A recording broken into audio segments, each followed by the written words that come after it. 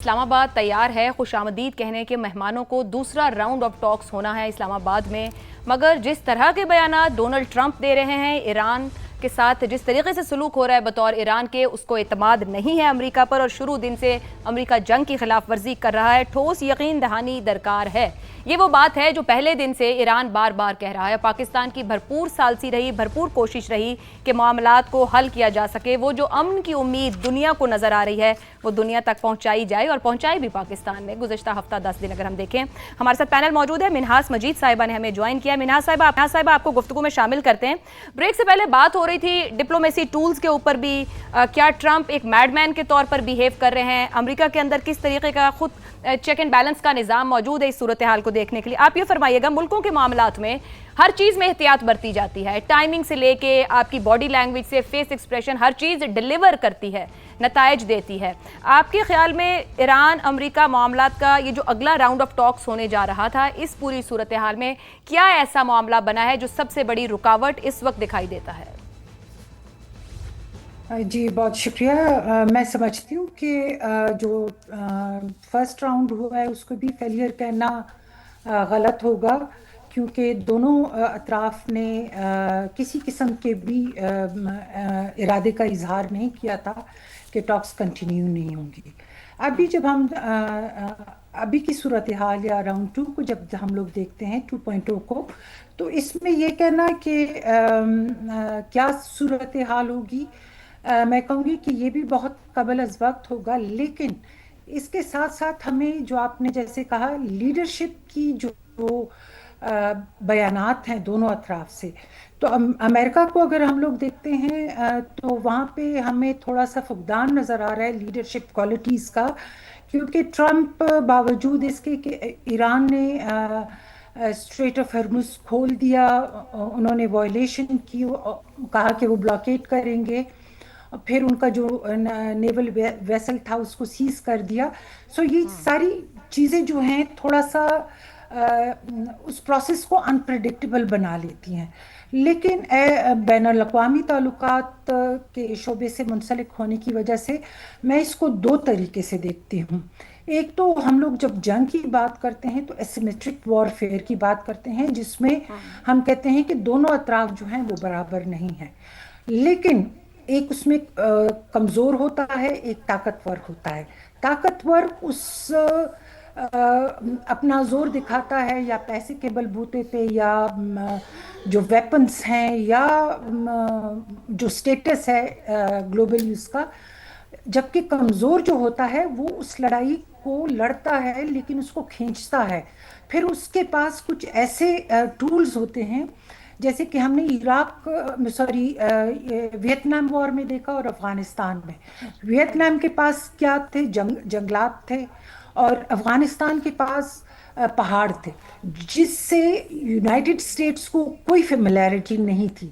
اب آتے ہیں ایران اور امریکہ اسرائیل کی جنگ کی طرف، تو میرے خیال میں، اور میں اس کو اس لیے بھی ایک نئی تھیوری کہوں گی کیونکہ اس کے اوپر میں ابھی کام کر رہی ہوں، اور آپ کے پروگرام میں میں پہلی دفعہ اس کے اوپر بات کر رہی ہوں، کہ یہ جو ہے ایسیمیٹرک وار فیئر سے ہٹ کے ایک ایسیمیٹرک ایگزاسشن ہے۔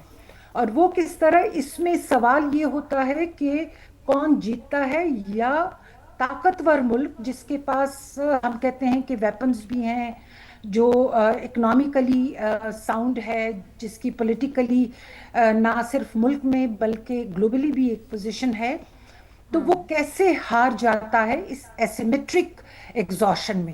اس میں اگر ہم لوگ ایران اور امریکہ کی اس جنگ کو دیکھتے ہیں تو یہاں پہ امریکہ کے پاس نمبر 1 لیڈرشپ کو اگر ہم دیکھتے ہیں یا ان کی سٹیٹمنٹس کو دیکھتے ہیں تو ان میں صبر کا فقدان ہمیں نظر آ رہا ہے، کہ پیشنس بالکل نہیں ہے ان میں، غیر متوازن طریقے سے وہ جس طرح سے ان کے سٹیٹمنٹس آ رہے ہیں یا جس طرح سے وہ بیانات بدل رہے ہیں، وہ چیز جو ہے ان ٹاکس کے برعکس جا رہی ہوتی ہے، باوجود اس کے کہ ان کے پاس پیسہ بھی ہے، ملٹری طاقت بھی ہے، لیکن ان کے پاس صبر نہیں ہے۔ اور اسی چیز کو اگر ہم لوگ ایران کے تناظر میں دیکھتے ہیں ایسیمیٹرک ایگزاشن کو، تو آپ دیکھیں کہ وہ سویلائزیشنل لیول پہ ہم لوگ اس کو دیکھتے ہیں کہ ان میں اپنی سویلائزیشن کی ایک شناخت ہے جو ان کے لیے زندگی اور موت کا سوال ہے. وہ کس طرح سے کہ نہ ان کے پاس بم ہے امریکہ کی طرح، نہ وہ اتنے ان کے اوپر سینکشنز ہیں، ابھی بلاکیڈ ہے، ان کے جو ایسٹس ہیں وہ سیزڈ ہو گئے ہیں، لیکن ان کے پاس صبر ہے. اور تو منہاس مجید صاحبہ معذرت قطع کلامی کی، میں آپ سے یہ آپ نے ایک تو حوالہ دیا ویتنام اور افغانستان کے ساتھ ملایا. یہ کہا جا سکتا ہے کہ یہاں امریکہ کے اندازے غلط ثابت ہوئے، وہاں تو بوٹس آن گراؤنڈ تھے، یہاں امریکہ وہ کرنے کی بھی ہمت نہیں کر سکا، اور اس کی کیلکولیشن ایران کو لے کے غلط ثابت ہوئی، جبکہ ایران کی تیاری یا کیلکولیشن امریکہ کو لے کر زیادہ بہتر ثابت ہوئی صورتحال میں، کیونکہ ایران آج پوزیشن آف اسٹرینتھ پر کم از کم دکھائی دیتا ہے اب تک کی صورت میں. جی میں اسی طرف آ رہی تھی. آپ دیکھیں کہ امریکہ میں اس وقت کیا ہو رہا ہے. ایک تو نمبر 1 پبلک اوپینین کو دیکھ لیں. 74 to 75% جو 30 سال سے کم عمر کے لوگ ہیں وہ وار کے اگینسٹ ہیں. ان کی جو اکانومی ہے وہ، یا میں کہوں گی کہ ٹریجری جو ہے وہ ڈرینڈ ہو گئی ہے. اسی طرح اگر ہم لوگ بات کریں کہ انسٹیٹیوشنز جو ہیں وہ پولرائزڈ ہو گئے. آپ نے بھی بات کی کہ ان کی جو پالیسی ہے، تو وہ اگر آپ دیکھ لیں اس وقت اگر پریزیڈنٹ کو کوئی اس وار ان کے جو وار پاورز ہیں اس کو چیلنج نہیں کر سکتا ہے، دیٹ از بیکاز کہ اس وقت امریکہ میں ریپبلکنس کی میجورٹی ہے، اور میجورٹی جو ہے آر انفلوئنسڈ بائی اسرائیل، یا اسرائیل کی جو لابی ہے امریکہ میں جو ٹرمپ کو سپورٹ کر رہے ہیں. لیکن اس کے باوجود جو ہے امریکہ میں پریزیڈنٹ ٹرمپ کی اوپینین جو ہے وہ 37% نیچے آ چکی ہے. دوسرے ایران میں اگر آپ دیکھتے ہیں تو وہاں پہ انسٹیٹیوشنل ہارمنی ہے، وہاں کی جتنی لیڈرشپ ہے، یا IRGC کی میں بات کروں گی تو وہ ایک ہی پیج پہ ہیں.